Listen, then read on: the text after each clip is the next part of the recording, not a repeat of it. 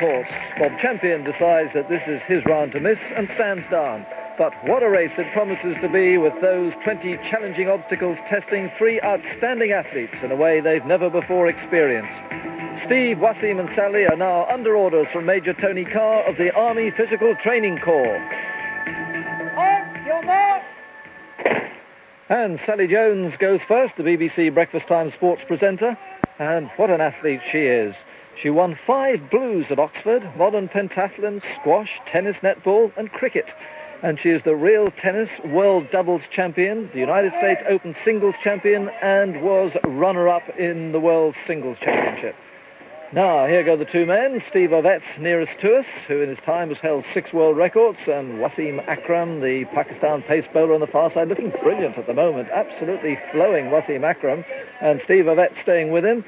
Sally Jones in the lead, but she's got 2 brilliant athletes behind her. Just look at the way he goes over that 6-foot wall. Wasim Akram, who was the youngest bowler in cricket history to get 10 wickets in a test match. He was 18 at the time, and going so well at the moment. So can Sally Jones hang on here?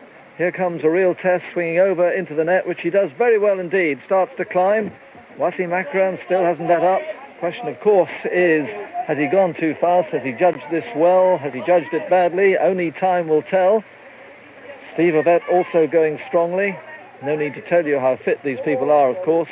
But being fit for an athletics track or a cricket match is one thing. Being fit for this assault course is something completely different. Wasim's knees just letting him down a bit. That's a really nasty jump coming down from that. Let's see how Steve Ovett does it. Well, he hangs on quite nicely there. But it's Wasim Akram in the lead. In fact, Steve has gone into second place now ahead of Sally as Wasim comes to that scramble net. That will really test him, climbing up 30 feet there.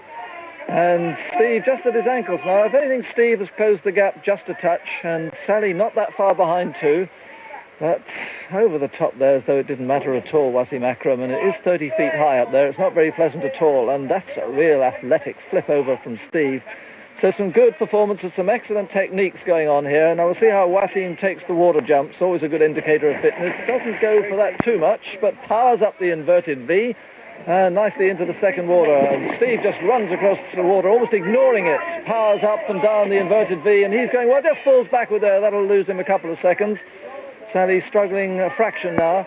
But the battle between Wasim and Steve Ovett. Now, can Steve produce one of those finishes that have made him so famous in athletics tracks around the world? Or has Wasim got the strength to hang on here?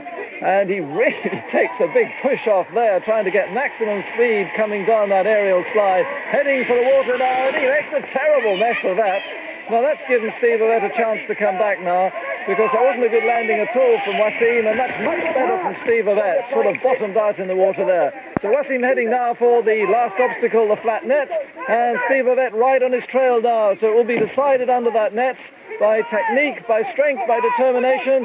Steve really pushing himself through. That's great stuff from Steve Ovett, but Wasim Akram makes it. He had the strength to finish. He comes across the line. Brilliant run by Wasim. Great run by Steve. Well, what a fabulous race that was between Steve and Wasim. And Steve, I've got to say, most people had you down as a banker for that one. Yes, I think so. The Army, until they saw me practice.